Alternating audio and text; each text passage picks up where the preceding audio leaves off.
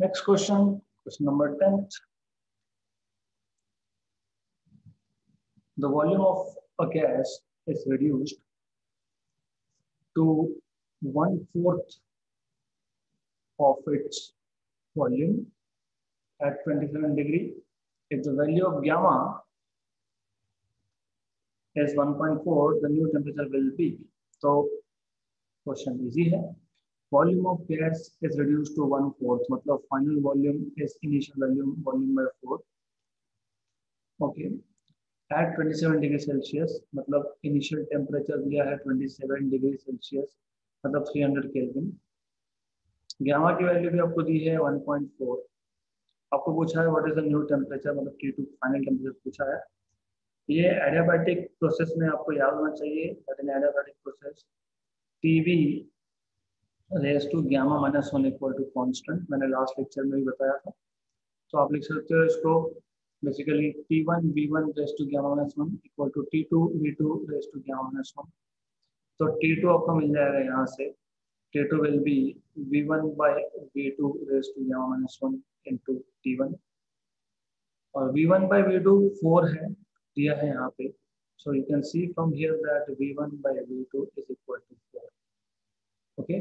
Therefore you will have T2 equal to 4. Gamma की value 1.4 minus 1 T1 300 है. Right, so हो गया question solve. This is 300 into 4 raised to 0.4. So 300 into 4 raised to 0.4 Kelvin. Option number B. So this is how you were supposed to solve this question. बहुत easy question है. सिर्फ adiabatic expansion क्या होता है इतना पता होना चाहिए आपको. अच्छे. Next question. Adiabatic modulus of elasticity of a gas is 2.1 into 10 power 5 Newton per meter square. What will be its isothermal modulus of elasticity V1? Cp by Cv is 1.4. तो आपको बेसिकली ये पता होना चाहिए what is the relation between isothermal elasticity and adiabatic elasticity. तो हम बाद में इस क्वेश्चन पे आएंगे. मतलब ये फॉर्मूला जो मैं बताने वाला हूँ फॉर्मूला आया कैसे वो हम बाद में देखेंगे. But for the time being it is important for you to know what is the formula. So you should know that हमारे पास एडियाबैटिक इलास्टिसिटी दिया है और आइसोथर्मल इलास्टिसिटी पूछा है. तो isothermal elasticity is adiabatic elasticity by gamma. तो ये फॉर्मूला है. मतलब आप एडियाबैटिक इलास्टिसिटी को गामा से अगर डिवाइड करोगे तो आपको मिलेगा आइसोथर्मल इलास्टिसिटी. ये फॉर्मूला पता होना चाहिए. ये कैसे आता है ये आगे के क्वेश्चन में आ जाएगा. 2.1 into 10 power 5 upon gamma is 1.4. So that's it. बहुत सिंपल है. 2 जा 3 जा 3 by 2 is 1.5. 1.5 into 10 power 5. Option number B. तो क्वेश्चन बहुत ही सिंपल था प्रोवाइडेड कि आपको सिर्फ फॉर्मूला पता होना चाहिए. And only thing that was needed was to know the formula. Next question. For an adiabatic expansion of a perfect gas, the value of delta P by P is equal to. For an adiabatic expansion of a perfect gas, the value of delta P by P is equal to. हमको पता है P V raised to gamma equal to constant आता है. So it is constant for adiabatic expansion. जब मैं derivative लूंगा तो let us take derivative. So differentiating both sides. Differentiating both sides मतलब डेरिवेटिव लेना. So differentiating both sides. तो जब आप डिफरेंशिएट करोगे तो आपको मिलेगा यहाँ पे you will get P as it is. V raised to gamma का derivative gamma V raised to gamma minus 1 dV. ये कैसे आया? तो V raised to gamma का डेरिवेटिव का फॉर्मूला ही होता है gamma मतलब जो इंडेक्स है वो V raised to gamma minus 1 dV. ये फॉर्मूला है. So derivative of V is this. ये फॉर्मूला ही है ये बेसिकली. तो हमने क्या किया हमने पहले P को कांस्टेंट रखा है. मैं लिख देता हूँ स्टेप बाय स्टेप. P को हमने कांस्टेंट रखा है और V रेज़ टू गामा का हमने डेरिवेटिव लिया है plus V raise to gamma को कांस्टेंट रखते हैं, डेरिवेटिव ऑफ ये लेते हैं प्रेशर, और राइट हैंड साइड पे कांस्टेंट का डेरिवेटिव 0 आएगा। तो P अभी मैंने बताया वी रेस टू गामा का डेरिवेटिव क्या आता है, gamma V raise to gamma minus 1 dV plus V raise to gamma dP equal to 0। Therefore you will have P gamma v raised to gamma minus 1 dV equal to minus v raised to gamma dP. Okay, so हमें पूछा है delta P by P, मतलब dP by P पूछा है। Therefore आपको मिलेगा dP by V, तो dP by V ही पूछा है, dP by P पूछा है। Okay, dP by P is equal to gamma v raised to gamma minus 1 minus V raise to gamma. तो कुछ नहीं है, सिर्फ ये टर्म को वहां शिफ्ट कर दिया, पी को यहाँ शिफ्ट कर दिया, दैट्स इट, और कुछ भी नहीं है। तो इतना ही किया है हमने इनटू डीवी। तो यह आएगा आपका dP by P is equal to minus gamma V raise to gamma minus 1 V raise to minus gamma dV। तो आपको मिलेगा ये dP by P equal to minus gamma V raise to gamma minus 1 minus gamma dV। जैसे आपको मिलेगा dP by P equal to minus gamma v raise to minus 1 dV। तो आपको मिल जाएगा यहाँ से minus gamma dV by V। तो this is how you will gate, therefore dP by P is minus gamma dV by V। तो option number C आ गया आपका, राइट। तो बहुत सिंपल सा क्वेश्चन था। तो PV raise to gamma equal to constant है, फिर हमने दोनों साइड्स पे डेरिवेटिव ले लिया। तो u इंटू वी डेरिवेटिव का प्रोडक्ट रूल पता होना चाहिए आपको। तो p कांस्टेंट, v का derivative plus v raise to gamma, p constant v raise to gamma का derivative plus v raise to gamma constant p का derivative equal to right hand side constant उसका derivative 0 ही आएगा आपका। तो then it is pretty simple, फिर तो सिर्फ सिंप्लीफिकेशन ही करना है। then dP by P अगर आप लिखते हो तो वो minus gamma dV by V आ जाता है। तो बहुत सिंपल सा question, you should know this kind of questions.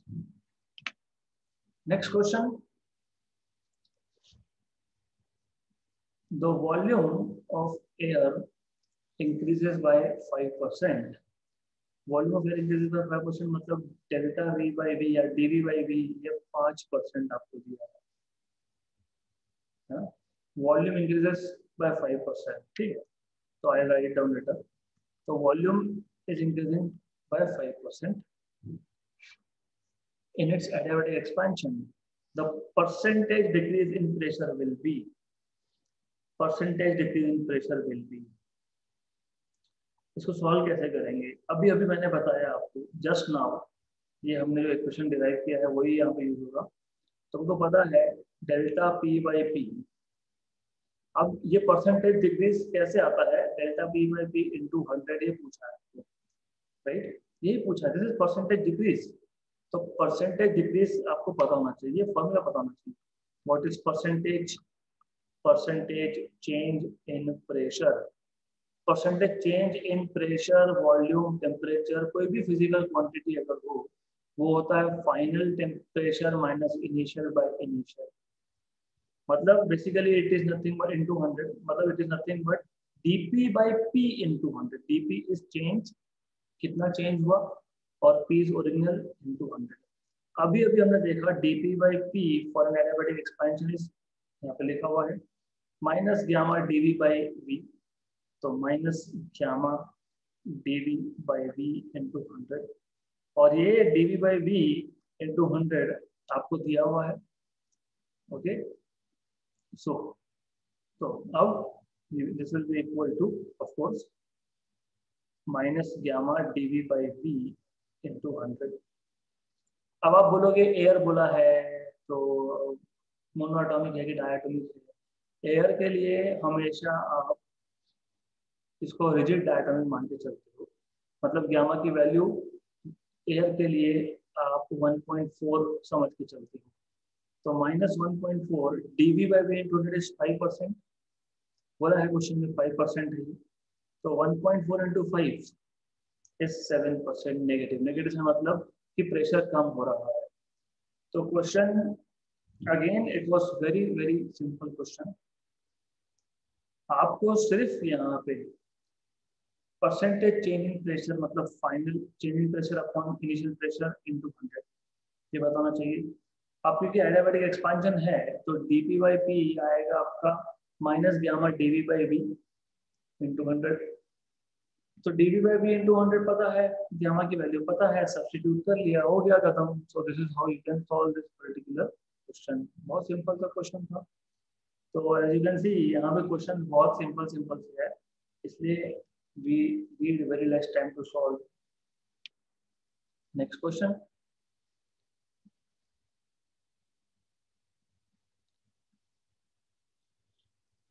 The temperature of a hypothetical gas increases to √2 times when compressed. मतलब फाइनल टेम्परेचर जो होगा वो √2 टाइम्स ऑफ इनिशियल होगा, okay, when compressed adiabatically to half the volume. So the temperature of a hypothetical gas increases to √2 times when compressed adiabatically to half the volume. मतलब final volume is initial by 2.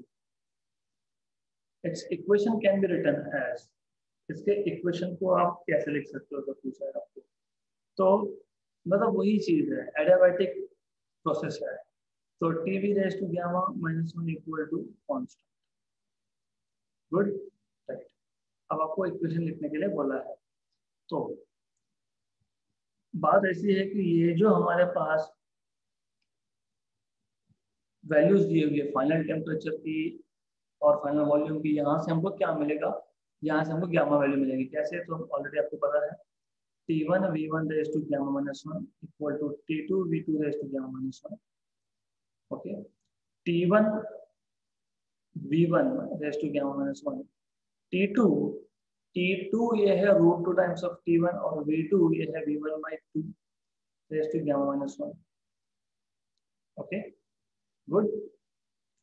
तो cancel cancel, तो ये आएगा आपका V1 raised to gamma minus 1 equal to √2 V1 raised to gamma minus 1 upon 2 raised to gamma minus 1। ये और ये cancel, तो आपको मिल गया 2 raised to gamma minus 1 equal to √2।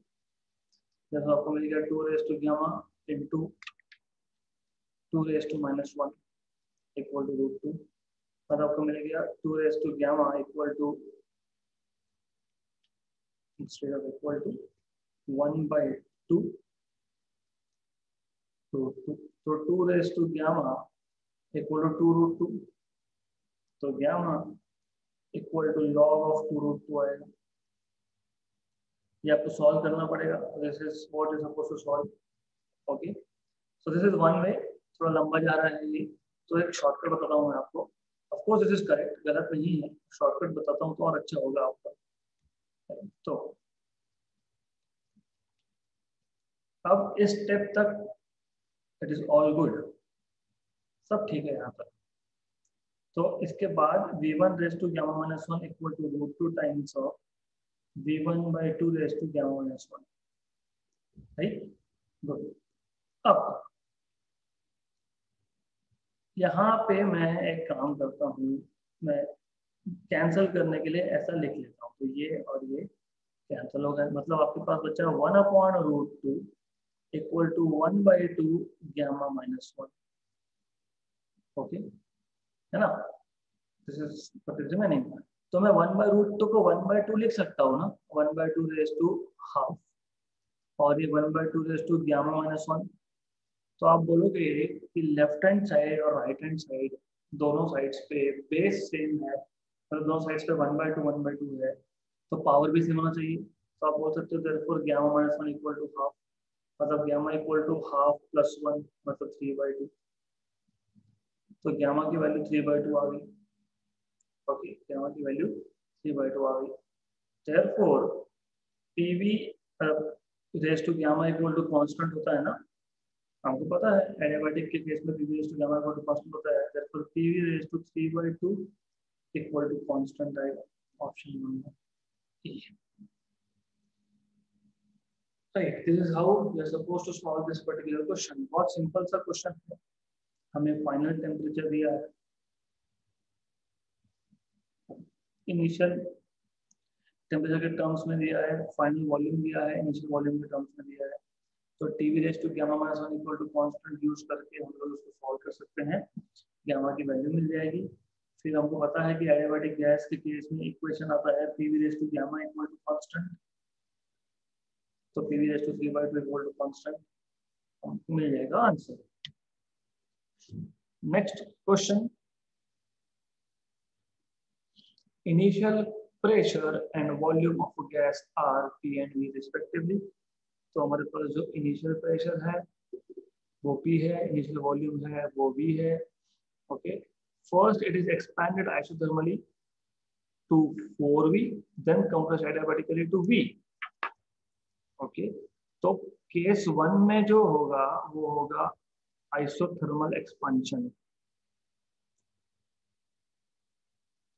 Isothermal expansion. तो केस 1 जो हमारे पास है इसमें जो आइसोथर्मल एक्सपेंशन हो रहा है, तो volume, initial volume V1 was V, final volume here was 4V, और जो केस 2 है उसमें हमारे पास हो रहा है adiabatic compression. So we have adiabatic compression here. तो यहाँ पे इनिशियल वॉल्यूम 4V है और फाइनल वॉल्यूम V है। Okay good, the final pressure of the gas will be, तो फाइनल प्रेशर पूछा है गैस का, तो इसको आप दो अलग अलग प्रोसेस से सॉल्व करोगे, right. So what you have to do here is, सबसे पहले आइसोथर्मल प्रोसेस है, तो यू ऑलरेडी नो कि आइसोथर्मल प्रोसेस में आप लिख सकते हो P1 V1 equal to P2 V2, क्योंकि Pv इक्वल टू कॉन्स्टेंट होता है ना आइसोथर्मल प्रोसेस में। नेक्स्ट बढ़ा देता हूँ, आइसोथर्मल प्रोसेस में Pv इक्वल टू कॉन्स्टेंट होता है, मतलब P1 V1 equal to P2 V2 होता है आइसोथर्मल प्रोसेस में। ओके गुड, देन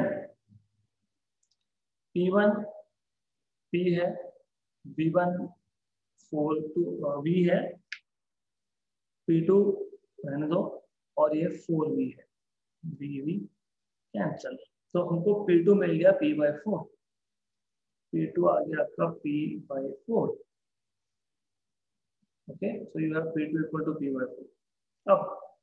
अब एडियाबैटिक का जब केस सॉल्व करोगे आप, तो यहाँ पे आप लिखोगे इस केस में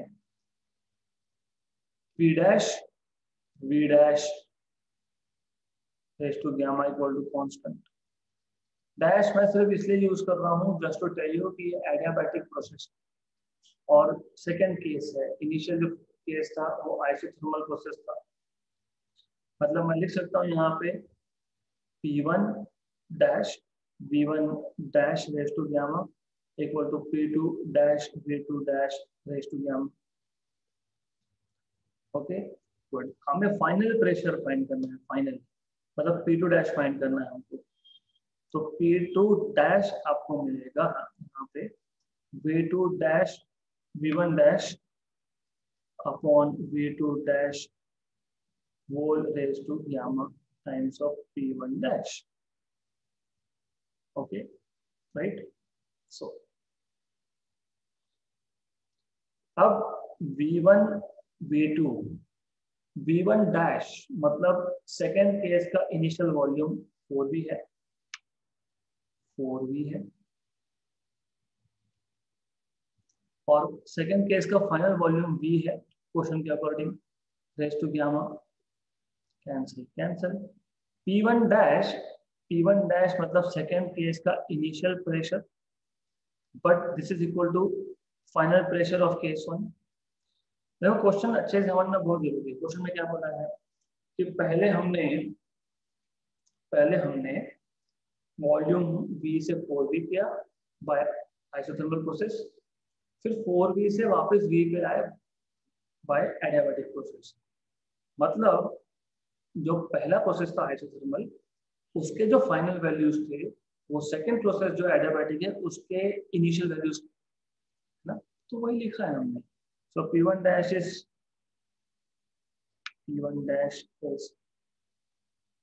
P2 by 4, मतलब P/4, तो आपको मिल गया ये P2 dash equal to 4 raise to gamma P/4। Okay, लेकिन गैस कौन से टाइप का है, अगर ये आपको पता होगा तो आप क्वेश्चन सॉल्व कर सकते हो। तो you have to solve this particular thing now. ये सॉल्व करना थोड़ा सा चैलेंजिंग टास्क है, राइट। तो क्वेश्चन अगर आप पढ़ोगे, initial pressure and volume of gas are P and V, first it is expanded isothermally to 4V and then compressed adiabatically to V, the final pressure of the gas is, right। तो isothermal expansion हमने solve करके P2 को P/4 लाया था, फिर adiabatic expansion हमने solve किया है।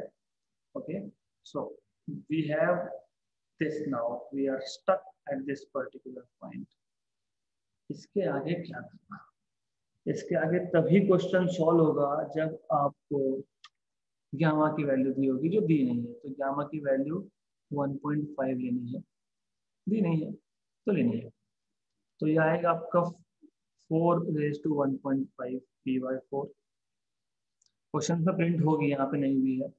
तो 4 रेज टू 1.5 मतलब 4 रेज टू 1 इंटू 4 raise to half 0.5 P/4। Cancel cancel, 4 का रूट मतलब 2p, क्योंकि 4 रेज टू हाफ मतलब 4 का रूट, तो 2p, तो 2p मतलब ऑप्शन नंबर बी आएगा आपका। तो ऑप्शन नंबर बी आ गया आंसर। तो द क्वेश्चन वाज सिंपल, सिर्फ दो प्रोसेस में बेसिक फॉर्मूलाज पता होने चाहिए आपको। मैं रिपीट कर देता हूँ। आइसोथर्मल प्रोसेस में वॉल्यूम V था, फिर वहां से 4V हुआ। तो ये हमने आइसोथर्मल प्रोसेस में PV इक्वल टू कांस्टेंट होता है, बॉयल्स लॉ पे होता है। तो P1 V1 equal to P2 V2। तो P1 is P, V1 is V, P2 is, let us say P2, this is 4V, cancel cancel, तो P2 equal to P/4 ऐसा आपका आ गया। तो P2 इक्वल टू P/4 आ गया आपको। अब isothermal process, adiabatic process, अब क्या हो रहा है, ये आइसोथर्मल था। अब क्या हो रहा है एडियाबैटिक प्रोसेस में, एडियाबैटिक प्रोसेस में यू हैव V इनिशियल किसका, एडियाबैटिक का, दैट इज V2। ओके, और फाइनल एडियाबैटिक का V3। सिर्फ मैंने नोटेशन चेंज किया है। अब नोटेशन मैंने डैश लिखा था, यहाँ पे डैश नहीं लिख रहा हूँ, सिंपल चीज है, राइट। तो यहाँ पे P2 और ये P3 ऐसा लिख रहा हूँ। और ये आइसोथर्मल है, एडियाबैटिक है, तो PV raise to gamma equal to constant. तो ये आएगा P2 V2 raise to gamma equal to P3 V3 raise to gamma. P2 ये P/4, V2 ये 4V rays to gamma, P3 find करना है। P3 फाइंड करने के लिए बोला है हमको। V3 वापस से V है, V रेज़ टू गामा। तो ये आ जाएगा आपका P/4 4 raise to gamma V raise to gamma, P3 V raise to gamma V raise to gamma. Cancel cancel, तो आपको मिल जाएगा P3 equal to P/4 4 raise to gamma is 1.5। तो P/4 4 raise to 1 4 raise to 0.5, cancel cancel, 4 raise to 0.5 is 2, तो 2p आ गया आपका answer, correct. Okay, तो बहुत अच्छा क्वेश्चन था। नेक्स्ट क्वेश्चन,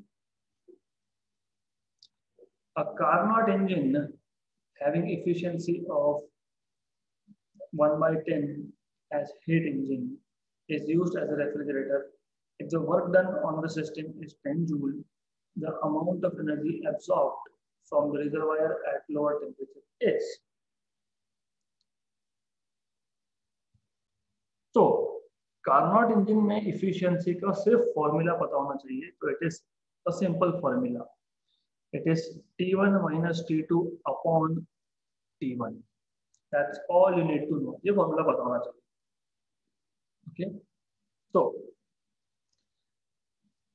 मतलब eta equal to 1 minus T2 by T1। Okay good, मतलब eta की वैल्यू क्या है 1/10 equal to 1 minus T2 by T1, right. तो आपको मिल जाएगा यहाँ से T2 by T1 equal to 1 minus 1/10, मतलब T2 by T1 equal to 9/10। क्यों लिखा? हमको क्वेश्चन क्या पूछा है? क्वेश्चन में पूछा है कि Carnot engine having efficiency of 1/10 as heat engine is used as a refrigerator. If the work done on the system is 10 joule, work done is 10 joule, the amount of energy absorbed from the reservoir at lower temperature is. So, आपको पता होना चाहिए formula, work done is Q2 which is heat absorbed, T1 by T2 minus 1. Okay, तो अगर आपको पता है तो वो क्या क्वेश्चन सॉल्व आपको, so it's simple, work done 10 joule है Q2, T1 by T2 is 10 by 9 minus 1. So solve करो, so that is simple, you just have to solve this. So 10 equal to Q2 1 by 9, तो Q2 is equal to 90 joules, option number B. तो दो चीजें पता होनी चाहिए, एक efficiency का फॉर्मूला, यहाँ से आपको T1 by T2 मिल जाएगा, दूसरा आपको work done is heat absorb into T1 by T2 minus 1. So this question, as I said, belongs to Carnot engine, heat engines, जो इस साल के लिए CET में included नहीं है, but I want you to know this kind of formulas, maybe NEET में आ जाए, नीट में हमने कवर किया है, तो इसका जो required theory है वो theory मैं आज शेयर कर दूंगा, so I will just share it and will let you know because it is important for you to go through the theory of it. ये JEE main 2020 में आया था this question. Question number 17. An engine takes in 5 moles of air at 20 degrees Celsius and 1 atmospheric pressure and compresses it adiabatically to 1/10 of its original volume, assuming air to be diatomic ideal gas made up of rigid molecules. The change in the internal energy during the process comes out to be x kilojoule. The value of the x to the nearest integral is. अच्छा question है, हमारे पास एक engine है जो 5 moles of air intake लेता है, okay, 20 degree पे और 1 atmospheric pressure पे. So there is an engine which works on gas and it takes 5 moles of air at 20 degrees Celsius and 1 atmospheric pressure. उसको compress करता है, it compresses adiabatically to 1/10 of the original volume. Okay, assume कर लिया कि air diatomic gas है, इससे क्या होना लगेगा, एयर अगर डायटोमिक गैस है तो गामा की वैल्यू 7/5 आप यूज करोगे। हमको इंटरनल एनर्जी पूछा है, basically we are asked what is internal energy in terms of kilojoule. One thing you need to know that हमको वापस से TV raise to gamma equal to constant use करना पड़ेगा। क्यों? क्योंकि एडियाबैटिक कंप्रेशन, इनिशियल टेम्परेचर दिया है, initial volume आपको पता है, ओके, तो आप लिखोगे T1 V1 raise to gamma minus 1 equal to T2 V2 raise to gamma minus 1, तो आपको ऐसा T2 मिल जाएगा, तो T2 you will get V1 by V2 raise to gamma minus 1 into T1, okay. तो आपको बोला क्या है कि फाइनल वॉल्यूम जो है ये 1/10 ऑफ इनिशियल है, therefore V1 by V2 is equal to 10, okay, and therefore T2 is equal to V1 by V2, that is 10 raised to gamma minus 1 into T1, T1 20 degree Celsius का 293 kelvin, और rigid diatomic gas है तो gamma की value rigid diatomic gas के लिए आपको मिलेगी 7/5 minus 1, मतलब 1.4 बेसिकली 293, तो आपको मिलेगा 10 raised to 1.4, 7/5 is 1.4, 1.4 minus 0.4 into 293, so 10 raised to 0.4 into 293 तो सॉल्व करना पड़ेगा आपको, okay. So this turns out to be 736 Kelvin roughly. तो आपको यहाँ पे फाइनल टेम्परेचर मिल गया, और ऑफ कोर्स क्योंकि कंप्रेशन है तो टेम्परेचर बढ़ना ही चाहिए था। आपको चेंज इन इंटरनल एनर्जी बोला है, और आपको पता होना चाहिए कि how to find change in internal energy. अगर आपको याद होगा, मैंने बताया था change in internal energy is NCP delta T। NCP delta T ये फॉर्मूला पता होना चाहिए। N number of moles 5, CV NCV delta T आता है ये, और CV ये आता है NCV delta T, CV delta T। CV for diatomic gas is 5/2, okay, 5/2 R। ये बेसिक्स पता होना चाहिए आपको, you should no this things now. CV for monatomic gas 3/2, diatomic gas 5/2, non-rigid diatomic gas 7/2। R आएगा आगे, R आता ही है उसमें। And delta T is change in temperature, so 736 minus initial temperature 293। तो इसको सॉल्व करना है आपको, okay. So if you solve this, 5 into 5 25/2 into R is 8.31, 736 minus 293, okay. तो ये आ जाएगा आपका 436 में 7 ऐड करोगे, 436 में 7 ऐड करोगे तो 443। इसको सॉल्व करो तो this will be around 46038 joules.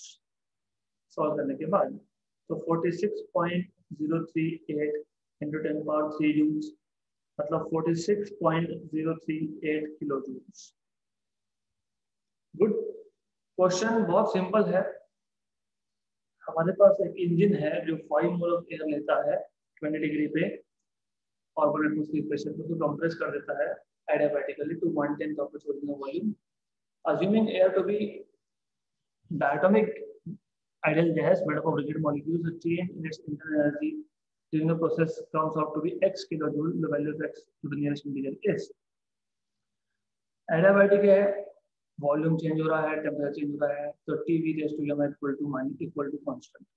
तो TV raised to gamma equal to constant हमने यूज किया, तो वहां से फाइनल टेम्परेचर T2 मिल गया, ओके, T2 मिल गया। फिर हमको डेल्टा U इंटरनल एनर्जी का चेंज का फॉर्मूला पता है NCV डेल्टा T। N 5 मोल, CV ये जो है आपका रिजिड डायटोमिक गैस के लिए 5/2 R होता है, डेल्टा T तो आपके पास है ही, तो सब्ट्रैक्ट करो, that's it, done. 46.038 kilo joule. Option print नहीं हुए यहाँ पे, तो इट्स ओके। नेक्स्ट क्वेश्चन अच्छा है, इंटरेस्टिंग है, सिंपल है। It's a very very very basic question. हमको बोला है match the thermodynamic processes taking place in a system with the correct condition.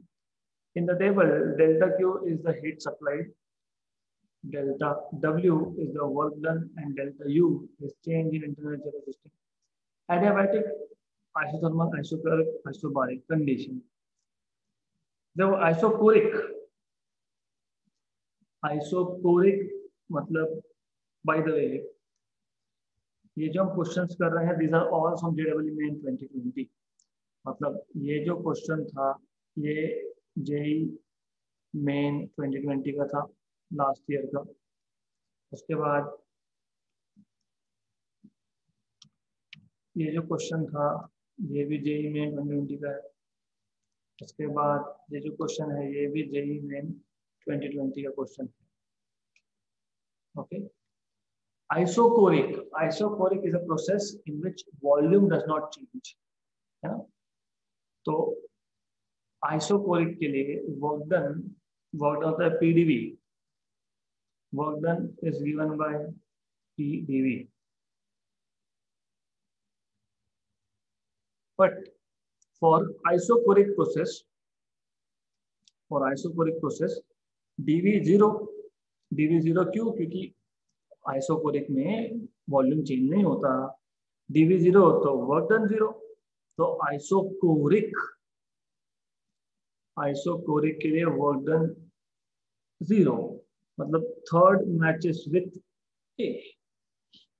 और आइसोथर्मल में आपको पता है कि डेल्टा, देखो आइसोथर्मल में क्या होता है आपका, you should no this. Isothermal में टेम्परेचर चेंज नहीं होता है। ओके, सो टेम्परेचर चेंज नहीं होने का क्या मतलब होता है? टेम्परेचर चेंज नहीं होने का मतलब ये होता है कि basically heat, amount of heat content change नहीं हुआ है ना। टेम्परेचर कांस्टेंट मतलब हीट कांस्टेंट, मतलब डेल्टा क्यू 0। एडियाबैटिक आपको पता है एडियाबैटिक में क्या होता है? You know this what happens in adiabatic process. Okay, so sorry, not isothermal, adiabatic में डेल्टा क्यू 0, आइसोथर्मल में delta U 0। Good. And isobaric में आपको पता है दिस। तो I am repeating again, option number B आएगा इसका, सिंपल क्वेश्चन है ये। एडियाबैटिक मतलब delta Q 0, I should match with B, I should match with B, option number B और डी में है तो ए और सी नहीं आएगा। गुड। आइसोथर्मल मतलब डेल्टा यू 0, इंटरनल एनर्जी का चेंज नहीं होता, there is no change in the internal energy of the system, मतलब 2 should match with D, 2 should match with D मतलब ऑप्शन डी नहीं आएगा, ऑप्शन बी आएगा, खत्म हो गया क्वेश्चन। राइट, आइसोकोरिक मतलब वर्क डन इज 0, तो third matches with A, that is correct. तो बेसिक बेसिक चीजें पता होनी चाहिए आपको, this is very basic thing that you should no. Okay okay, next question. In an adiabatic process, the density of a diatomic gas becomes 32 times of its initial value. So density final becomes 32 times of initial value. Okay, the final pressure of the gas is found to be n times of initial pressure. So final pressure is equal to n times of initial pressure. The value of n is, okay, solve करोगे तो बहुत simple सा question है, extremely simple question. This is adiabatic process. आपको बताना चाहिए adiabatic process में P upon density raise to gamma is constant, ऐसा आता है। ओके, ये कहाँ से आया? तो PV raise to gamma equal to constant, बराबर। Good. Then you know density is mass per unit volume,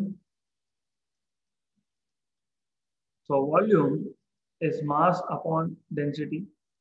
Okay, therefore you will have P m by density raised to gamma equal to constant. Okay, therefore P m raised to gamma upon rho raised to gamma equal to constant. Okay, then you know this much, तो काम आपका आसान हो जाएगा। सिर्फ PV raise to gamma equal to constant होता था, फिर डेंसिटी मास अपॉन वॉल्यूम होता है, तो वॉल्यूम मास अपॉन डेंसिटी होता है, तो वॉल्यूम की जगह मास अपॉन डेंसिटी सब्स्टिट्यूट किया तो हमको मिल गया P M raise to gamma rho raise to gamma upon rho raise to gamma equal to constant. अब क्योंकि मास कांस्टेंट है, हमने बोला कहीं पे मास चेंज हुआ नहीं हुआ, मास चेंज, हमने सिर्फ गैस को कंप्रेस किया है, तो since mass is constant, the mass constant है, तो P upon gamma sigma raised to gamma equal to constant आ गया। Therefore you will have P1 upon sigma 1 raised to gamma equal to P2 upon sigma 2 raised to gamma. Okay, तो initial, final, that's what I am trying to write. Final, और यहाँ पे भी final ऐसा आएगा। Okay, अब easy question है, क्यों? क्योंकि P initial okay upon P final equal to gamma initial upon gamma final volt raise to gamma, sigma initial upon sigma final upon volt raise to gamma. Okay, sigma initial upon sigma raise to sigma final upon gamma, sigma initial upon sigma raise to whole raise to gamma आएगा. Sorry my tongue is slipping, I don't know why. तो I just do it again. तो initial pressure upon final pressure, मतलब ये final pressure मैंने यहाँ पे लाके shift कर दिया, इक्वल टू ये सिग्मा बोलो रो बोलो, आदत है अब मुझे, मैं कभी सिग्मा बोलता हूँ कभी रो बोलता हूँ, मतलब उसका डेंसिटी होता है. So do not worry about anything. So density initial upon density final whole raised to gamma. This is what I was saying. अब हमको यहाँ से पता है, क्या पता है? Initial pressure upon final pressure is 1/n. तो ये आ गया 1/n. और हमें यहाँ से पता है, क्या पता है? Initial density upon final density 1/32. Good, तो ये हमको यहाँ से पता है. तो 1/32 वोल रेज टू गैमा, मतलब n equal to 32 whole raise to gamma, मतलब n, क्योंकि यहाँ पे क्लियर कट मेंशन किया है कि ये जो है ये एक डायटोमिक गैस है. तो डायटोमिक गैस के लिए गैमा की वैल्यू होती है 7/5. ओके, तो इसको सॉल्व करना पड़ेगा. तो ये आपका आएगा n इक्वल टू 32, मतलब 2 रेज टू 5, और ये 1 रेज टू 5 और उसका रेज टू 7. तो this is what you will have.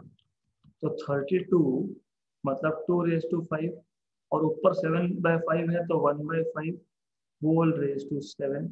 तो n equal to 2 raise to 5 का फिफ्थ रूट, तो 2 raise to 7. 2 raise to 7 is 128. Option number A. So only thing that you needed to know was this particular formula to solve this question. That's it. और कुछ required नहीं था हमको, इतना आपको पता होना चाहिए. Pressure upon density raise to gamma equal to constant. फिर तो बेसिक सिंपल कैलकुलेशंस का ही पार्ट है. That's it. So we are done with more or less 10 questions for today, और 10 का हमारा टारगेट ही होता है. So we'll stop here and we'll continue with more questions in the next session.